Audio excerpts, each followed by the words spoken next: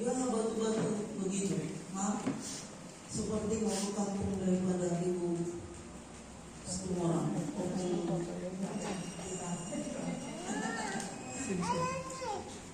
Nah, apa namanya itu Pak? Duluan ya. Jadi sudah balik duluan.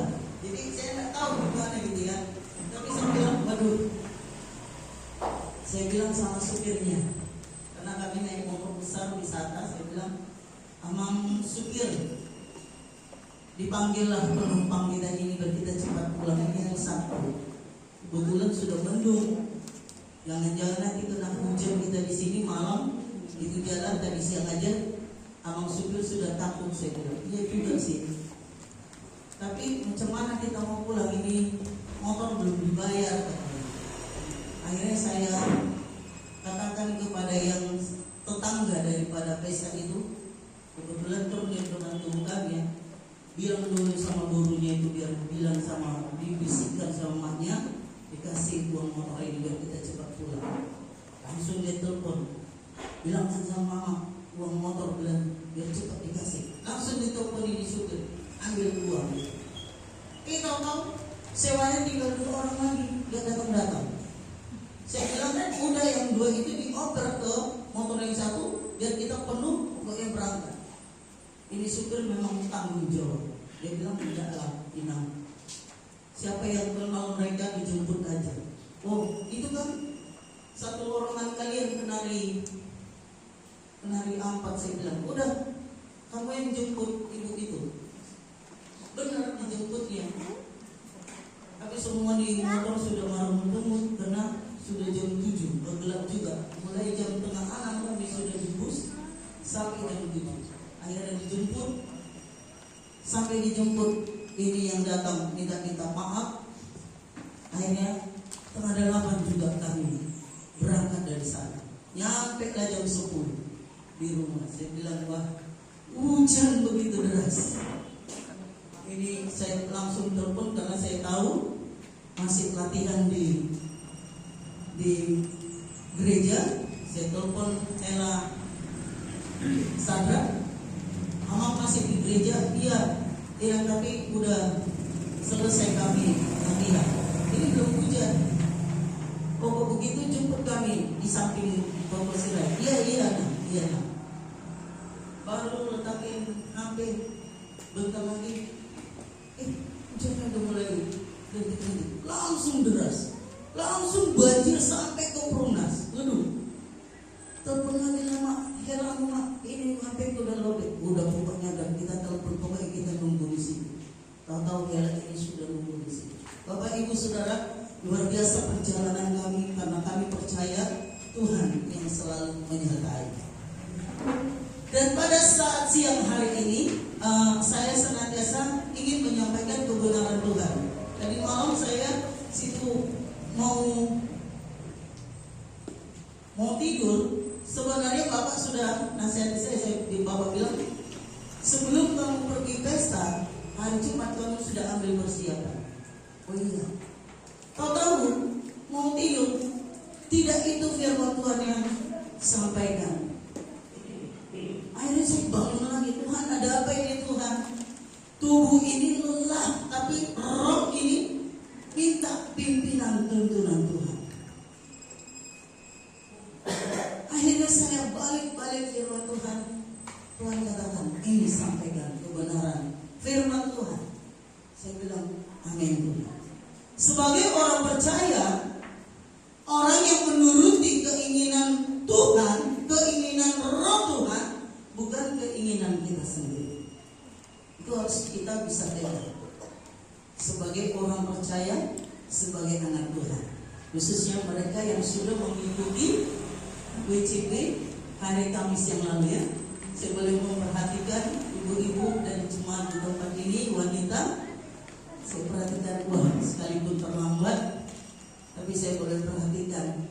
Dan belum selesai saya sudah pulang karena ada sesuatu hal yang penting.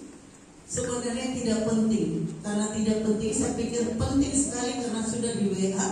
Tolong pulang, jumpa kita di kantor Bupati Camat. Ditelepon sampai 2 kali. Saya pikir ini sudah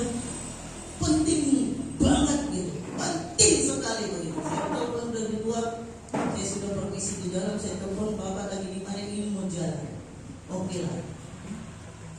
Tahu-taunya ya, Pak bapak ini harus buat kecapil udah. Ini aja Pak.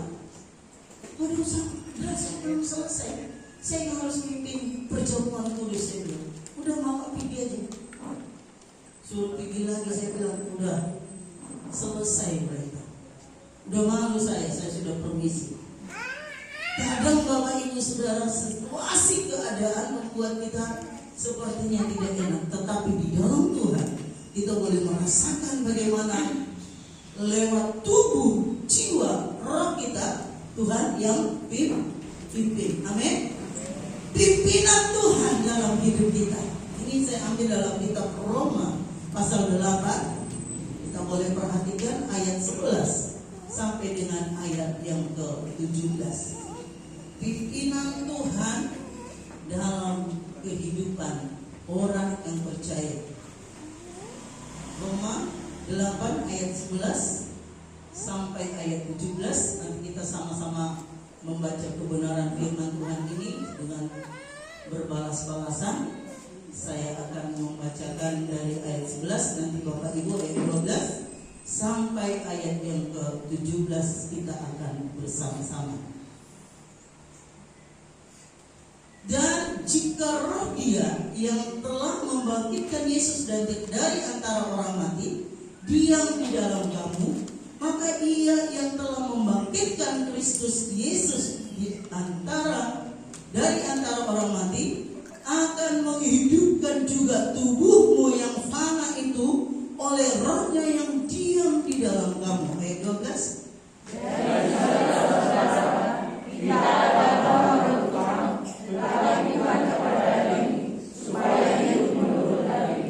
Sebab jika kamu hidup menurut daging, kamu akan mati. Tetapi jika oleh roh kamu mematikan perbuatan tubuhmu, kamu akan hidup.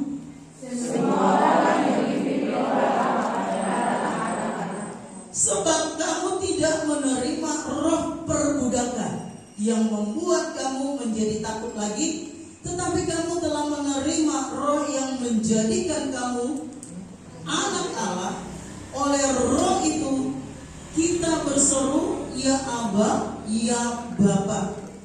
Roh itu bersaksi bersama-sama dan berkata bahwa kita adalah anak-anak. Ayat 17 kita sama-sama. Dan jika kita adalah anak, maka kita juga adalah anak. Maksudnya orang-orang yang berhak menerima janji-janji Allah yang akan menerimanya bersama-sama dengan Kristus, yaitu jika kita menderita bersama-sama dengan Dia, supaya kita juga dipermuliakan bersama-sama dengan Dia. Katakan amin. Saya dan saudara kita sekalian telah menerima janji-janji Kristus. Janji-janji Tuhan itu boleh kita peroleh dalam hidup kita. Kita boleh menerima ketika kita mengatakan bahwa Allah adalah satu-satunya Tuhan yang telah membebaskan kita dari perbudakan. Dari perbudakan dosa. Kita dipindahkan dari perbudakan dosa menjadi menerima kemerdekaan yang daripada Tuhan. Kemerdekaan yang daripada Tuhan yaitu lewat penebusan darah Kristus, menebus saya dan kita sekalian. Amin. Penebusan Kristus itu kita akan peroleh dalam hidup kita, dan kita hidup diberi oleh rohnya untuk Dia memimpin kita dalam setiap langkah-langkah hidup kita. Dalam arti kita tidak sendirian dalam menjalani hidup ini. Amin. Jadi saudara yang dikasih Tuhan, ketika engkau mengalami suatu hal yang menyulitkan, ketika engkau merasakan bahwasanya kok masalah ini datang, belum selesai, ini sudah nyusul gitu. Bukankah seringkali begitu? Yang satu masalahnya belum selesai, yang satu masalahnya belum kunjung untuk dipecahkan, jadi selesaikan. Tetapi sudah ada lagi masalah yang lain menyusul datang. Sebagai anak-anak Tuhan, orang yang sudah menerima rohnya di dalam hidup kita, dia memberikan rohnya. Itulah arti bahwasanya Yesus naik ke surga, dia mencurahkan rohnya bagi orang-orang yang percaya. Dalam arti kita tidak menjalani hidup ini dengan kekuatan kita sendiri, tapi ada roh Allah yang memimpin kita, yang memberikan kekuatan bagi kita, yang memberikan penghiburan bagi kita, yang menyanggupkan kita menghadapi masalah. Amin, saudara yang kasih Tuhan. Itulah janji Tuhan. Janji Tuhan yang luar biasa. Hidup di dalam Tuhan, kita boleh memperhatikan Bapak Ibu jemaat yang Tuhan kasihi, keberadaan kita dalam hidup ini telah menerima kebangkitan Kristus. Kebangkitan Kristus itu diam di dalam kita. Dia telah bangkit dari antara orang mati. Kenapa ini saya sampaikan? Kadang dalam perjalanan kita ini kita tidak menyadari bahwa kebangkitan Kristus itu hidup dalam kita. Kebangkitan Kristus itu benar-benar kita alami. Kalau Yesus tidak bangkit, waduh, sia-sialah kepercayaan kita, sia-sialah perjalanan kita, sia-sialah iman kita, saudara. Tapi dia bangkit, dia mencurahkan rohnya, memberikan rohnya dalam hidup kita. Ketika kita dipimpin oleh rohnya, saudara yang dikasih Tuhan, saudara, kita harus bisa membedakan apa yang disebut menyerah atau pasrah. Ya. Jangan pernah menyerah kepada masalah, tapi pasrah hanya kepada Tuhan. Menyerah kepada Tuhan artinya kita percaya, kita yakin, kita beriman. Masalah kita dapat ditangani oleh Tuhan, sehingga campur tangan Tuhan, sehingga membuat kita berkemenangan. Amin. Dia membuat kita berkemenangan. Tuhan itu tidak ingin kita hidup di dalam kelemahan. Tuhan tidak mau kita hidup dalam kalah gitu. Tapi kita harus bisa mengalahkan persoalan. Ya, jangan kita dikalahkan dengan persoalan, tetapi kita harus bisa mengalahkan persoalan. Itu yang pertama, saudara. Ya, jangan saja kita menyerah kepada masalah kita, tetapi kita boleh menyerahkan hidup kita kepada Tuhan, dan kita tahu bahwasanya Tuhan itu adalah Tuhan yang berkuasa. Tuhan itu adalah Tuhan yang ajaib. Coba ayat 12. Di sana dikatakan, jadi saudara-saudara, kita adalah orang yang berhutang, tetapi bukan kepada daging, supaya kita hidup menurut daging. Ayat 13. Sebab jika kamu hidup menurut daging, kamu akan mati. Karena daging ini seberapalah terbatas kekuatan daging kita. Berapalah kemampuan fisik kita ini. Tidak ada kemampuan dalam daging atau fisik kita ini. Tapi selanjutnya, tetapi jika roh kamu mematikan perbuatan-perbuatan tubuhmu, kamu akan hidup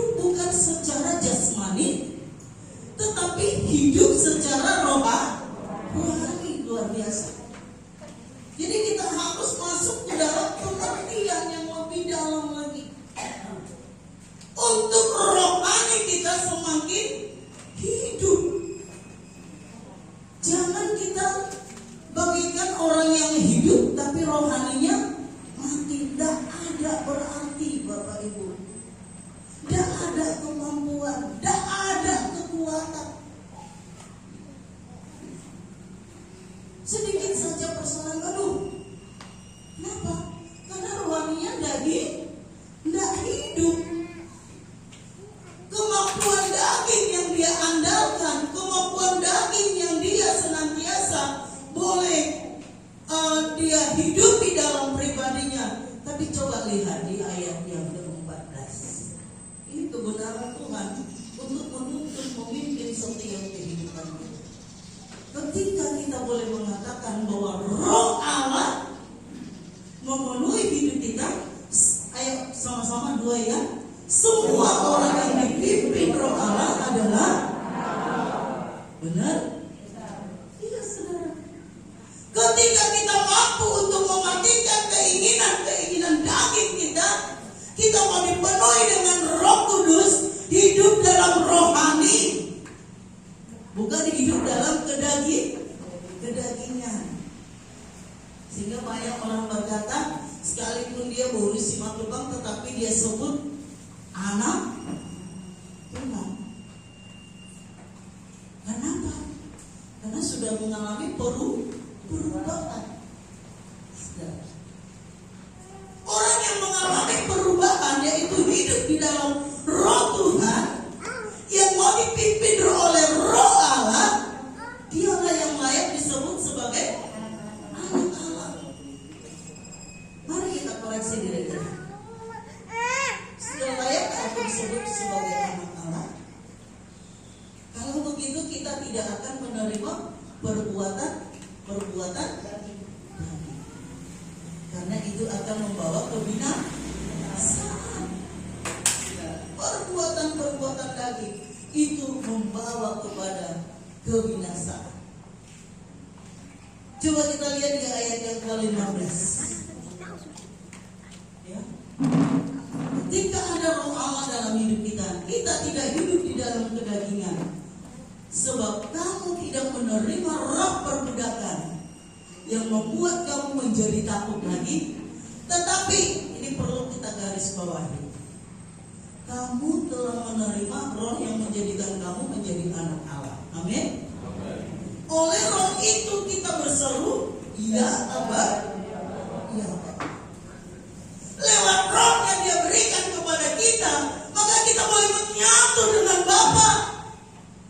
Kita boleh menerima dan layak sebagai ahli warisnya. Luar biasa nggak? Ketika kita hidup penuh dipimpin oleh Roh Tuhan, kita layak menerima, disebut menjadi ahli warisnya.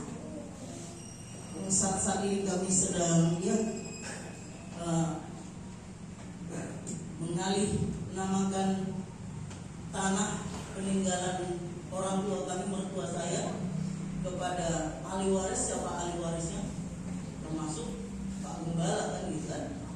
Anak-anak bilang, Pak, nanti kalau bapak, mama panjang umur, kalau tidak ada lagi kami sudah sulit untuk mengurus itu, dia bilang. Mereka katakan, oke, selagi kami masih bisa urus, kami urus. Itulah sekarang ya banyak kali persyaratannya. Namanya hidup di dalam hukum dunia. Yang tahun 70-an, 90-an pun meninggal harus ada surat kematian. Padahal kalau dulu nggak ada KTP elektrik sekarang. Jadi, waduh.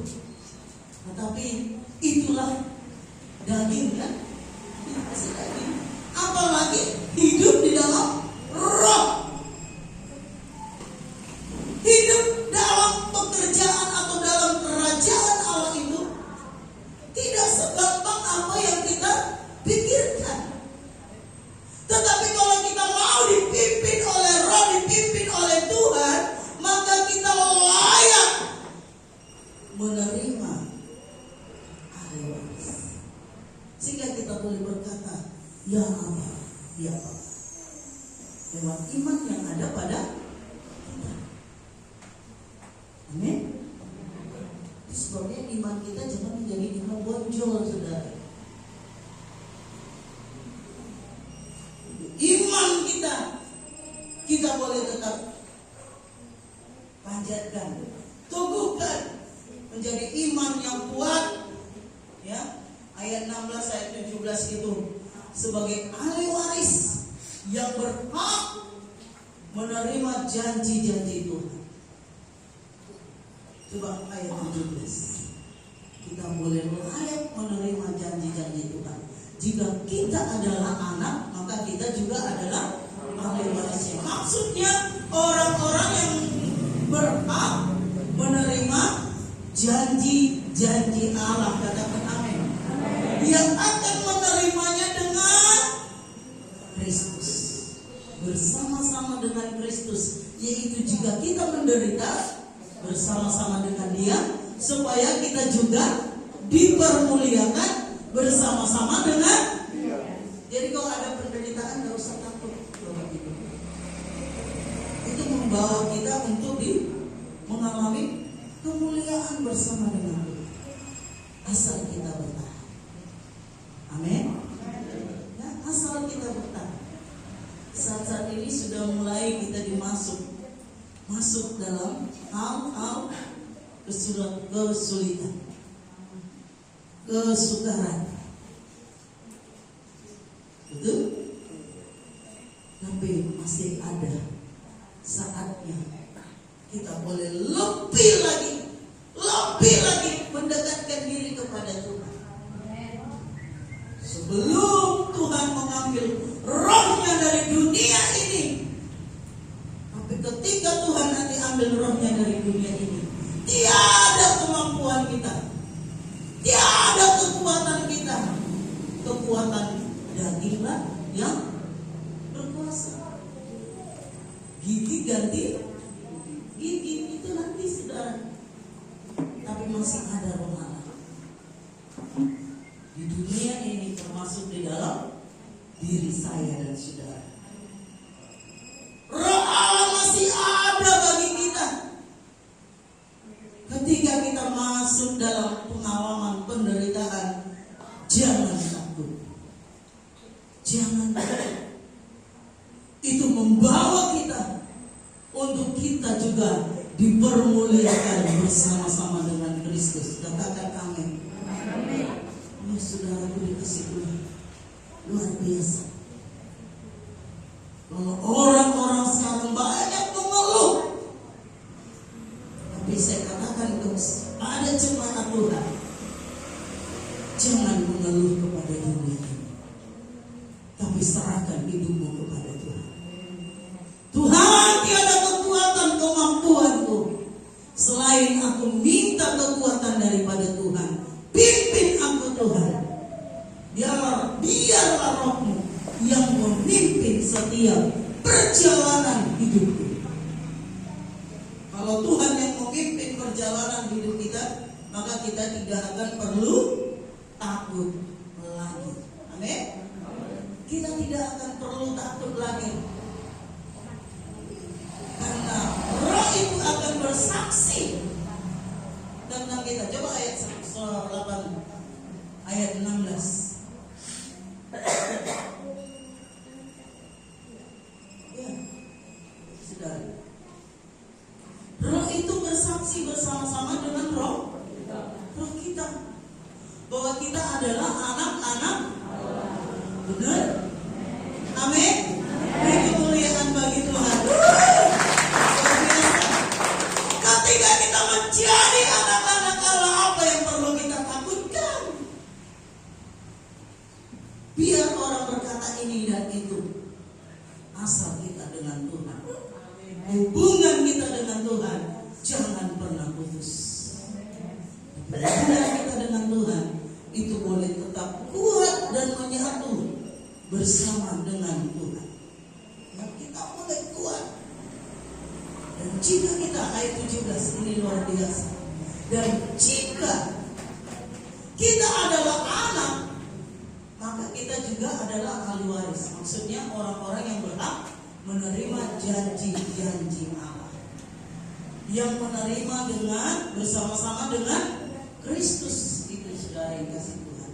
Kita berhak menerima janji-janji Allah dalam hidup kita. Apa itu janji Allah bagi kita? Keselamatan. Ya.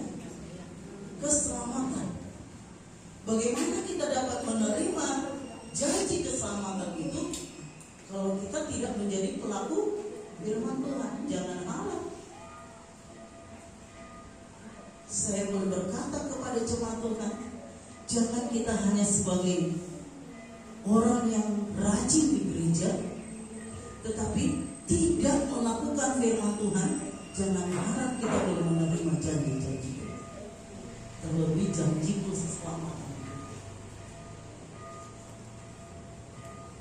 Tapi kita mau, kita berharap, kita beriman. Kita semua orang yang beriman, dan kita bersyukur ada mujizat Tuhan. Amin. Karena ada roh Allah dalam dunia ini, lewat kehidupan orang-orang percaya, kita yakin, kita beriman, masih ada mujizat. Masih ada mujizat. Kalau nanti saudara, kalau sudah diangkat itu orang-orang percaya bersama dengan rohnya, mau mencari mujizat juga tidak ada. Yang ada hanya kesukaran, kesulitan. Mau minta mati juga nggak bisa mati. Hidup di dalam penderitaan. Ini satu hal yang perlu kita pelajari. Tapi biarlah hidup kita ini hidup yang tetap berjalan di dalam pimpinan Tuhan. Kalau kita berjalan dalam pimpinan Tuhan, percaya saudara yang kasih Tuhan, jangan bermain-main dengan Tuhan. Jangan bermain-main dengan Tuhan. Ya. Masih ada ibadah Kamis yang keempat ya, doa ya. Masih ada ya. Terus ada, tapi terus dipuji. Bagaimana jemaat di tempat ini? Kalau dikatakan ibadah doa minggu Kamis keempat, itu hadir nggak? Hadir. Semangat ya. Penuh. Nanti bohong. Kenapa saudara kasih Tuhan? Namanya diajak berdoa itu susah loh. Udah ada snacknya kan? Oh, udah ada snacknya ya. Berarti kalau udah ada snacknya berarti semakin semangat gitu ya. Tapi jangan karena snack semangat. Tapi bangkitkan rohmu di dalam doa. Ini yang nomor satu. Ketika kita membangkitkan roh kita dalam doa, berkat-berkat akan begitu. Ya sudah. Orang tidak susah buat snack. Benar. Tapi kalau kehadiran kita juga susah. Mikir-mikir waktu. Ya kan? Kira-kira cilang, waduh, dia jam segini, nanti aku jam sana. Aduh, mampu gak aku berdoa begini sampai jam segini? Belum dilakukan sudah nyerah di luar. Tapi saya katakan, Tuhan saat-saat ini sedang melihat anak-anaknya yang tekun berdoa. Jadi jangan pernah abaikan itu ibadah. Jadi saya katakan juga seringkali di Tunas, ternyata dikatakan doa itu hari Sabtu yang datang berapa? 2 orang. Itu pun yang apa yang butuh pertolongan Tuhan. Saya katakan kepada jemaat Tuhan, jangan karena engkau butuh datang ke Tuhan. Tapi ketika engkau mendapatkan sukacita, ketika engkau mendapatkan kemenangan, atau itu pun belum kamu dapatkan, hendaklah kamu gigih dalam doa dengan permohonan ucapan syukur kita kepada Tuhan, karena kita ini adalah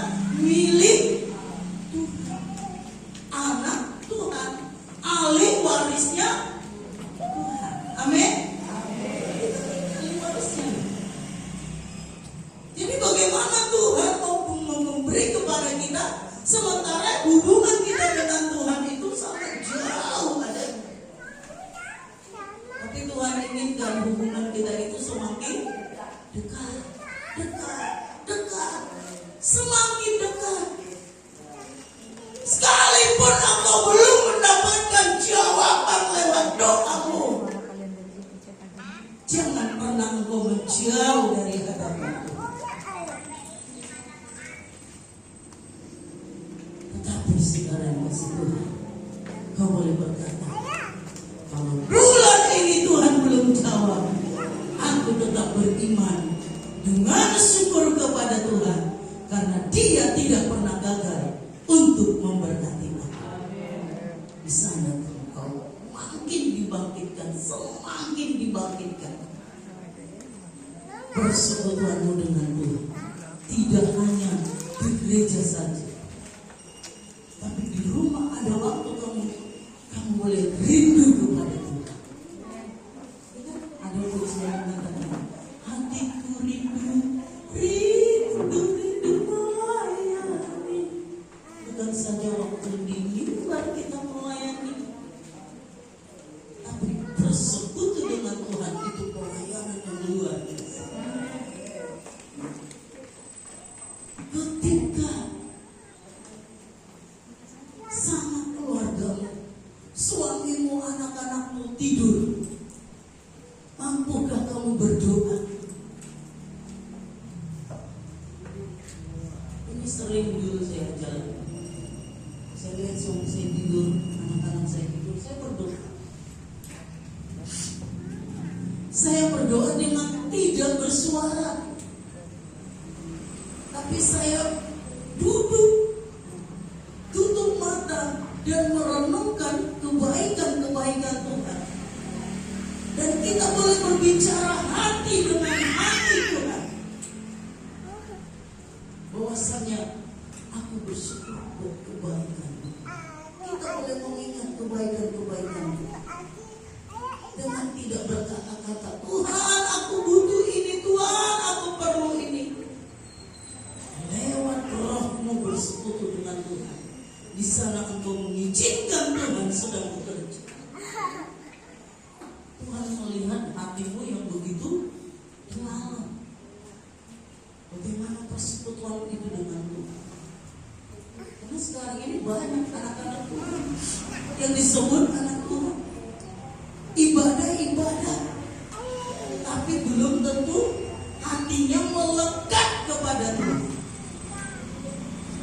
Tapi Tuhan mau jemaat Tuhan, ibadah itu perlu, karena dikatakan jangan pernah tinggalkan ibadah. Tapi lebih penting lagi, hati kita melekat nggak dengan Tuhan? Kalau hati kita melekat dengan Tuhan, situasi apapun itu tidak akan kendor. Iman kita tidak akan kendor dari kita. Tapi saudara yang kasih Tuhan, percaya, situasi apapun yang kamu hadapi saat ini, mari tetap gigitkan persekutuanmu dengan Tuhan. Semakin bergerak, lebih dekat lagi hubungan kita dengan Tuhan. Haleluya. Untuk kita boleh semakin melihat mujizat Tuhan itu dinyatakan dalam kehidupan kita. Karena apa? Kalau kita ada di pihak Tuhan, tidak ada lagi yang sanggup untuk melawan kita. Apakah itu penyakit, masalah ekonomi, masalah apapun. Kalau kita ada di pihak Tuhan, tidak usah takut. Masalah jodoh, pasti Tuhan berikan yang terbaik. Amin. Anak-anak muda, Rosa masih ada yang ini untuk berjodoh.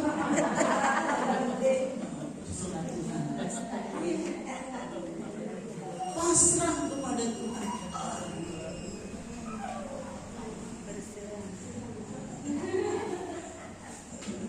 Iya, saudara yang kasih Tuhan, tidak ada yang mustahil dengan Tuhan. bersungguh-sungguh kepada Tuhan. Apalagi kalau Tuhan ada di pihak kita. Rencana Tuhan indah pada waktunya. Luar biasa. Kebaikan Tuhan luar biasa bagi orang yang percaya. Jangan pernah khawatir dalam hidup, tapi tetaplah engkau bergantung kepada Tuhan. Minta pimpinan Tuhan yang selalu memimpin hidupmu saat ini kekal untuk selama-lamanya. Amin. Tuhan Yesus memberkati kita. Bapak Ibu jemaat yang Tuhan kasihi. Haleluya. Kita boleh berkata sekalipun doaku belum terjawab, jangan pernah kita menjauh dari